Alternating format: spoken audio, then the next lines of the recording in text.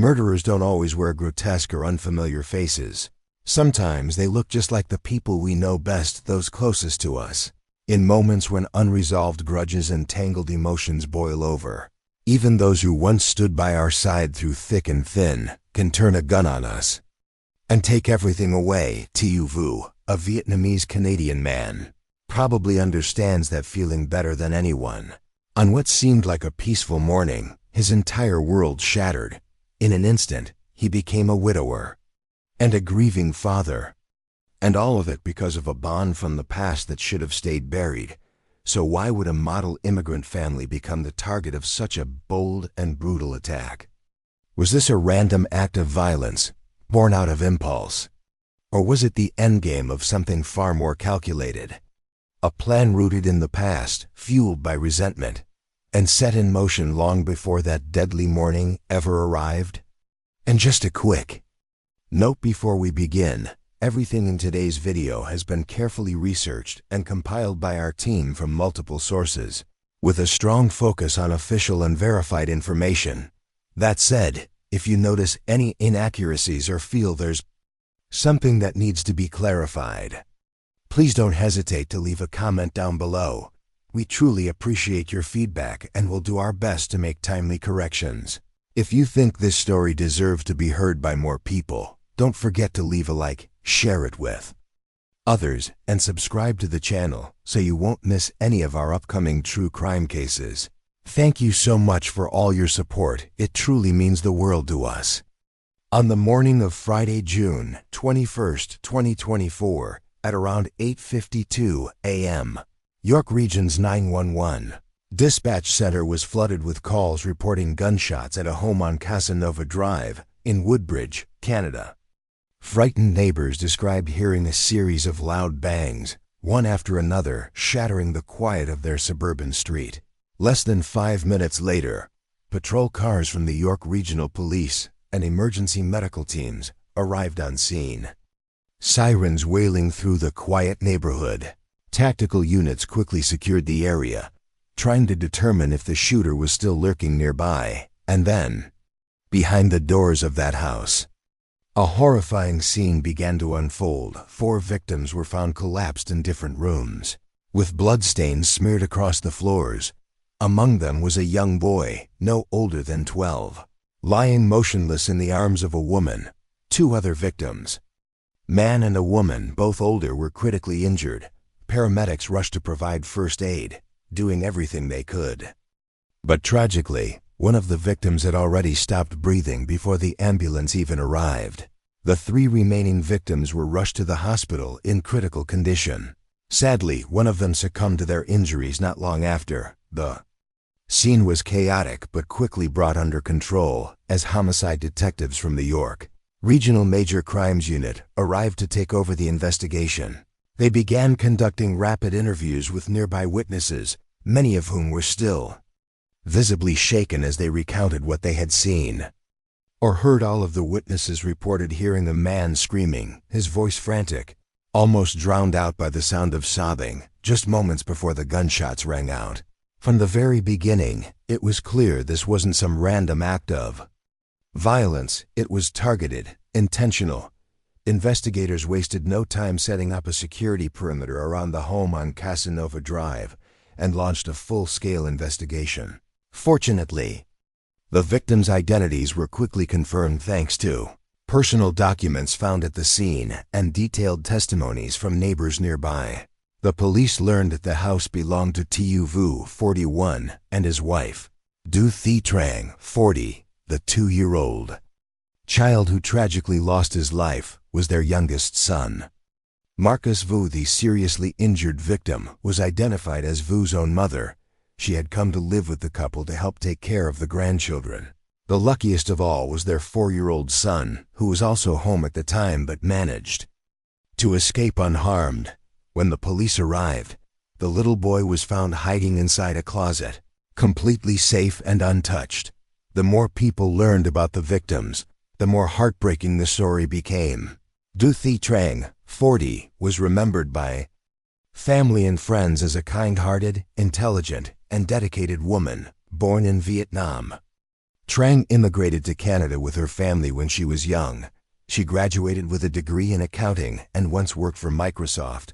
But a few years ago, she decided to follow her passion for connecting with people and helping others, switching careers to become a real estate agent. James Steele, Trang's half-brother on her mother's side, shared that she was naturally introverted but deeply dedicated to her new career, earning the complete trust of her clients. Friends described her as a perfect mother with a kind heart, always putting her husband and children first. At the time of the tragedy, Trang had been taking more time off work to stay home and care for their two young children. Marcus Vu, their 2-year-old youngest son, was a charming little boy with a smile that could melt anyone's heart. He especially loved the color red. Marcus had a red Toronto Raptors baseball cap that he wore everywhere, a sort of lucky charm he never went without. That's why, in many family photos shared on social media, Marcus could often be seen sporting his red cap and beaming smile. The tragedy struck just as Marcus was starting to speak his first innocent words. He was far too young to explore the world, only to have his life cruelly taken away. Tu Vu, 41, Trang's husband, was lucky to survive, but he now faces unimaginable pain. Vu, also a Vietnamese immigrant who settled and built his life in Canada, worked as an IT engineer for a company in Toronto and was the family's pillar of strength. Friends say he loved his wife and children deeply. On the morning of the attack, Vu was at home helping his wife prepare breakfast for their children. The autopsy later revealed he was shot twice, once in the shoulder and another graze in his abdomen, but despite his injuries, he fought back, rushing at the attacker to stop him from doing more harm. Yet, even with all his bravery, he was forced to watch his wife and child fall. The emotional trauma from that day will likely haunt him for the rest of his life. The family also has a 4-year-old boy who escaped the shooting unharmed, thanks to Vu's quick actions pushing him to safety. He is now being cared for by his grandparents. The innocence of this little boy has moved many to tears. He keeps asking his grandparents, "Where are mommy and my little brother? Why is everyone crying?" This tragedy took the life of Mother Du Hien and the boy's younger brother, leaving the father a widower. The Vietnamese communities in Toronto and Vaughan were deeply saddened by the family's loss. Known for her gentle nature and without any known social conflicts, Trang and little Marcus were truly innocent victims. Even their home was located in a secure, quiet neighborhood, not known as a crime hotspot. So, the question of why this family was targeted weighs heavily on everyone's minds. Friends and neighbors insist that Vu and his wife were friendly and well-liked, with no enemies and no ties to gangs or illegal activities. The motive for the attack doesn't seem to stem from the victims. It's a mystery that has to be unraveled from the perpetrator's side. Fortunately, once Vu's condition stabilized, he immediately provided police with a crucial piece of information. The perpetrator was someone the family knew well, a close friend. His name was Van Viet Duong, 41. Residing in Toronto, background checks confirmed that Van Viet Duong, also known as Chris Duong, had a prior relationship with Vu and his wife. He had visited their home several times before. According to Vu, Duong was a business associate of the family for many years, close enough to be considered like family. The fact that Duong would come over and then turn around and attack the entire family left Vu utterly shocked. He said, "This is something I just can't understand." So what could have driven a close friend, someone the family had warmly welcomed, to commit such a ruthless act? This is the biggest mystery that the investigation aims to unravel first. The police investigated the possibility of accomplices, as there were clues suggesting the perpetrator might not have acted alone. However, based on Vu's testimony and the crime scene evidence, only one type of bullet casing was found indicating the involvement of a single shooter. Multiple gunmen were ruled out. Still, the investigative team expanded their inquiry to determine if anyone had encouraged or assisted Duong in the attack. Phone tracking data showed that at 8:45 a.m. on June 21st, Duong's phone connected to his cell tower near the Casa Nova Drive area, confirming he was at the scene at the time of the attack. After 9 a.m., the suspect's mobile signal disappeared, likely indicating that he turned off his phone. However, traffic cameras on Highway 400 heading toward Toronto captured footage of a black Toyota speeding past around 9:15 a.m. The license plate matched a vehicle registered to Duong. This confirmed the suspect's escape route. He fled Vaughan by car shortly after the attack. Next, investigators dug deeper into Duong's background. The findings raised serious concerns. It turned out he had a criminal record and was even wanted by the authorities. Specifically, in January 2024, Duong was arrested by Ontario police for resisting arrest and dangerous driving during a high-speed chase on Highway 4 in Brampton. He had rammed his vehicle into an OPP officer at that time. Duong was charged with multiple offenses: dangerous driving, resisting arrest, assaulting an officer, fleeing the scene, stunt driving, and possession of prohibited items. However, after a preliminary court hearing, he was released on bail pending his next appearance. Then in early June 2024, Duong failed to show up for a scheduled court date, leading the court to issue a warrant for his arrest. This means that at the time of the shooting, Duong was already a wanted man, wanted for breaching his bail conditions. The fact that such a dangerous individual with a criminal record was still free raises serious questions about gaps in the justice system. At the same time, it helped police better understand Duong's mindset and the level of recklessness they were dealing with. Once investigators learned the suspect was familiar with the victim's family, they immediately revisited the crime scene and dug into the past for clues about the motive. One striking detail emerged: the house on Casanova Drive had been the target of a mysterious arson attack just 6 months earlier. Specifically, in the early hours of December 25, 2023, Christmas Day security cameras captured an unknown suspect pouring gasoline and setting fire to the family's Tesla and pickup truck. The attacker then fled the scene on an electric scooter. Thankfully, no one was injured, but to this day, the case remains unsolved. Now, police suspect a connection between the Christmas Eve arson and the shooting incident. It's highly likely that Duong was behind the car fire, but failed to harm anyone then, so he came back later and shot the entire family directly. Phone records from Christmas 2023 also showed Duong was in the Vaughan area at the time of the arson. Notably, the investigation team conducted an in-depth interview with Tiu Vu after his recovery. Vu recounted that Duong suddenly appeared at his doorstep, saying he wanted to visit the family because they were friends. He did not suspect anything and invited her in for a drink. Just a few minutes later, Duong suddenly pulled out a gun and aimed it at his wife when Trang was carrying baby Marcus out to the living room. The scene happened so quickly that Vu did not have time to react before he was hit by a bullet and collapsed. Then heard more gunshots from the mother's side. Duong fired a total of about 8 shots before leaving immediately, without saying a word. This detail shows how cold-blooded he was, targeting both women and children without any hesitation. Vu's account matches perfectly with the evidence collected.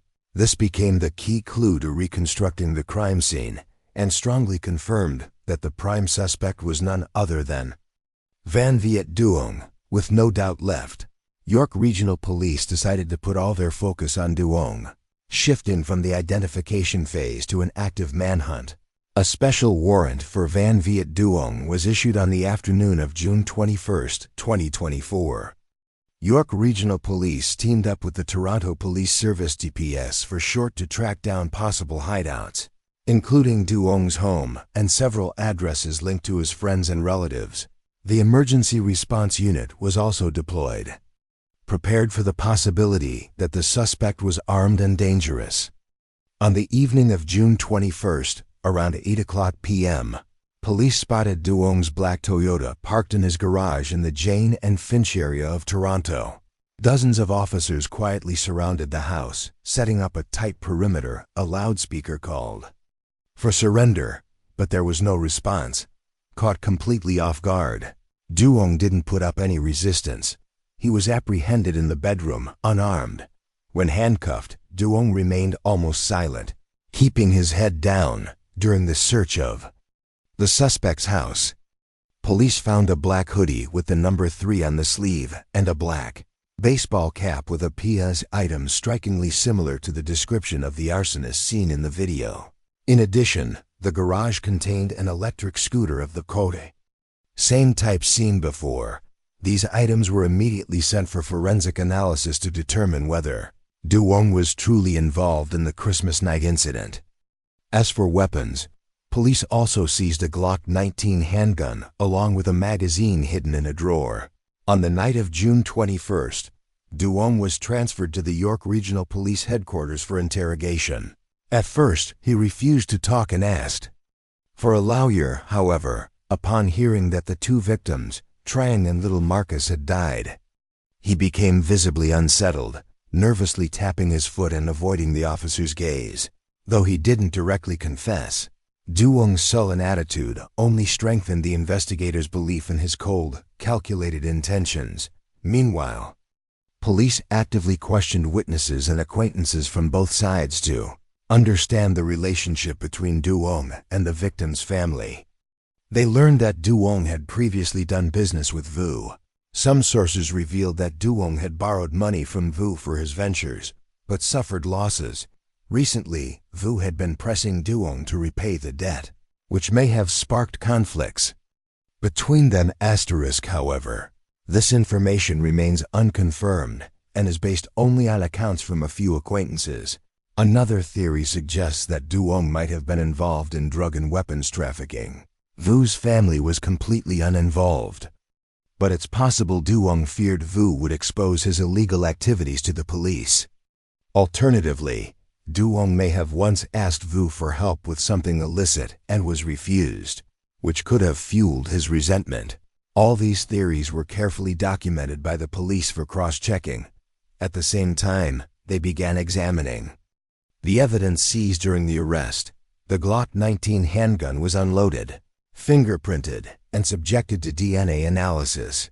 The results confirmed that the shell casings found at the crime scene were fired from that very Glock. Duong's clothing was also sent for forensic testing to check for the victim's bloodstains and gunshot residue.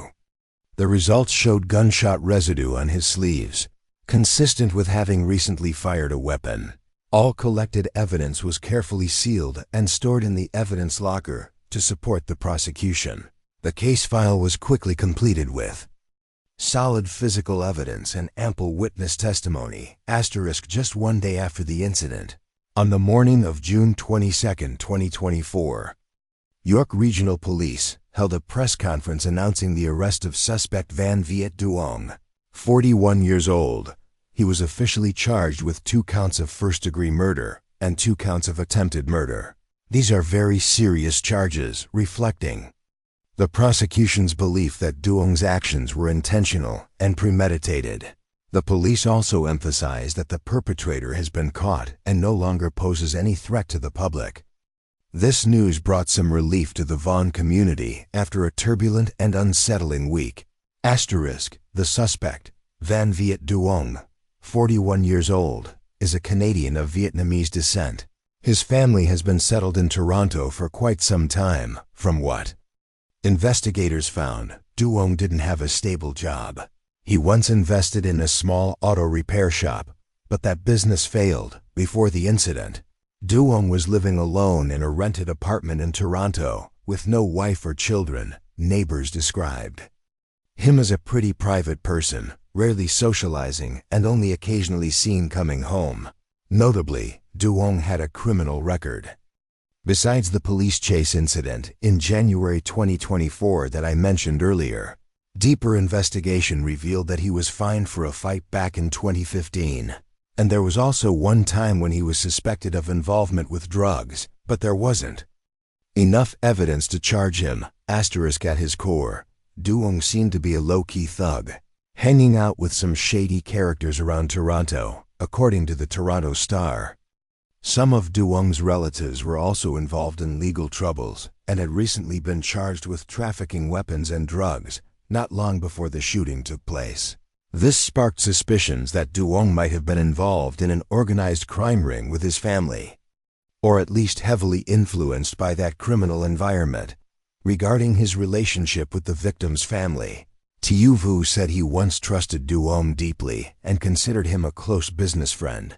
There was a time when Duong was struggling financially, and Vu even lent him money and invited him over for meals many times, treating him like family. Du Thi Trang also treated Duong very kindly, often sending him gifts and treats during holidays. No one in the victim's family suspected that behind their backs, Duong was harboring such dark and twisted intentions. According to criminal psychology experts, Duong likely suffered from feelings of inadequacy. He was a failure while his friend was happy and successful, which fueled his jealousy. The legal troubles he faced in 2024 only added to his stress and instability. It's possible that he blamed Vu or Vu's family for something wrong in his life, although it sounds irrational. The underlying motive could be revenge or a deep personal grudge.